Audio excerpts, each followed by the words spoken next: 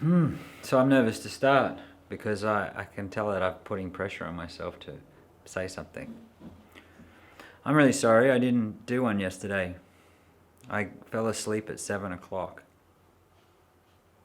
7:30, and I didn't do my emotional prep. That's what I was actually trying to do. I had a shower and I cleaned the pipes and then I got into bed, I sat on it, and then I was like, I'll just meditate for a bit, and then I was just like, I'm gonna go to sleep. And I slept. But I got up at 4:30 and I did my gym workout and I did my free association writing and made my lunch and went to work. And then I came back home and I did some emotional prep. So I got it done, all thanks to this, maybe. It's all part and parcel, I think. But I'm loving it. And I just realized, well, thing with emotional prep, how do you make yourself emotional? Images. So I've just also talked to all of my active friends who I'm organising a play read for, and I'll be sending them the script. And we'll get that done on Friday. So it's been a good day, and I feel good. I feel productive. There's always stuff that needs to be done. It's just like juggling a to-do list, I'm not juggling a to-do list. What is it? Busyness. Balancing the busyness with making sure that you look after yourself, that you get rest. It's hard too it's hard. It is challenging, like working a job and then coming home and finding the energy to do your craft work as well. So making sure you're well fed and well rested has helped. Hydrated, lots of water. And just try to get through that little slump when you get home and you sort of just want to chill. Especially because I work as a wardsman, so I've been walking around all day, literally just walking all day, although today was a little bit more quiet. And then I got home and I ate some food and I did the emotional prep and I organised the read.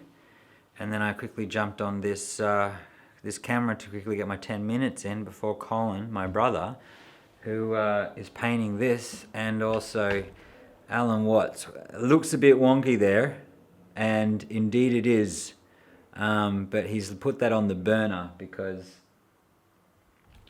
he's, he just wants to solve some problems with it. So this one, I think he sold that. And he started that with, he's been doing a YouTube channel, Profits One, Colin McKinnon. And he's a graffiti artist and he does his own graffiti, but he also edited a whole bunch of great writers' graffiti. And he's been doing that channel for maybe a year now. And he's starting to generate some revenue from it too. So, hey, that's great for him. Do I want revenue? Mate, I will take money, sure, but I don't need money. And this isn't about money. This is about us. No, this is about 4 minutes. I thought I'd been talking for ages. So I was telling you, I caught a whole bunch more people today. I spoke to Ed Lyons about, he directed Alfred J. Hemlock, which was a short film that I did. And it was great. I haven't talked to him for a while. He wrote the feature script for Alfred J. Hemlock, but they've now have a name change. And my hat's off to him. He's a guy, him and his wife Melissa, are a type of people that, like, they back up what they say with action and they put everything on the line for their craft. everything on the line for their dreams. And so that's so inspiring to be able to have someone that in your life that demonstrates such a passion and enthusiasm for the things they want, and they're invested, and emotionally invested, and financially invested, and they're throwing everything on the line. So to get this film made and to see their dreams come into fruition, and I can't say that I've thrown myself in such a risk like that. You know, maybe I've kept it quite safe for a long time. So maybe that's a good challenge for myself. It's like, where can I take more of a risk? You know, put more on the line.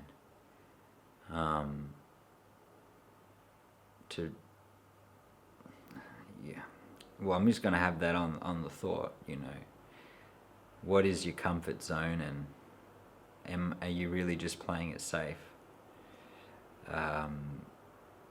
In some ways I'm not, in some ways I am. There's been a lot of growth this year, growth in my relationships. I'm thankful that I have a relationship with a very strong, inspiring person who helps me become the best me.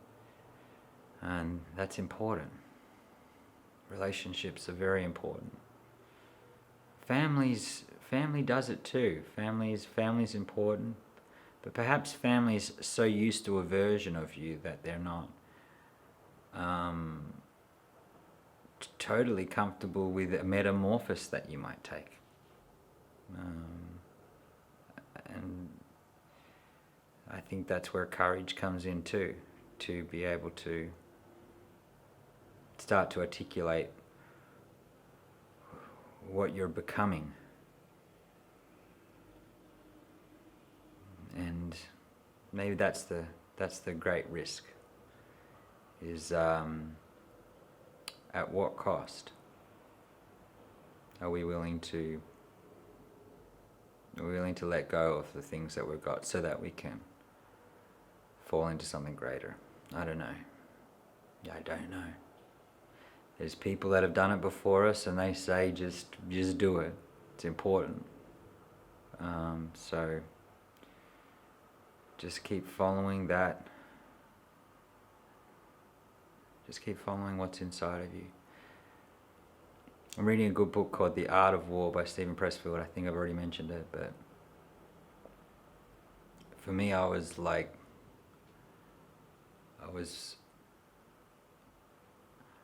starting to discover, you know, where the compass is in my life. Like if I'm looking for a direction to move in, like where am I supposed to be going, or like where should I put my attention?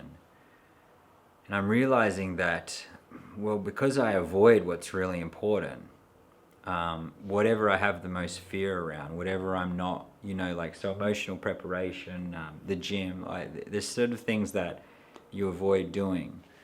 And maybe it's even conversations. Like I remember I was with my relationship, you know, maybe, or with anything, you have a fear of picking up the phone and calling your agent, like I do, because, you know, you think that you might be burdening them. All these types of excuses come up, and so you just don't, because you're scared of it, honestly. Scared of having conversations, scared of confrontation, standing up for yourself in front of your, you know, family and whatnot.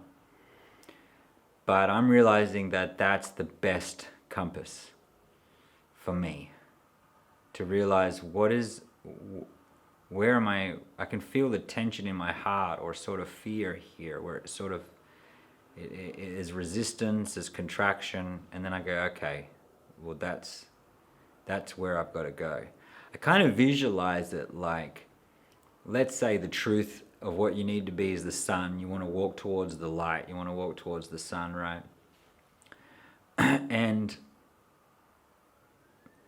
maybe it's hard to locate the sun. It's even hard to see the sun, right? Because you can't, if you look at it, you go blind. You know, it's hard to see the sun. But you can see your shadow. And I liken that feeling to the shadow. It's like, if I can see the shadow, which is, you know, the thing that I'm avoiding, or my fear, or that resistance, that's clear to see. I don't want to do that. I'm too afraid to do that. Then all I have to sort of do is go, well, what's the opposite of that? And you turn around, and then you're heading right towards the sun. Stop calling! There's my brother. Hey! Anyway, that's me 10 minutes, man. That's me 10 minutes. So, hey, everyone have a blessed day. And, yeah, if you can if you locate your shadow, just turn around and start walking in the opposite direction. And then you're walking towards the light. That's a good place to start, I think. All right. See you tomorrow.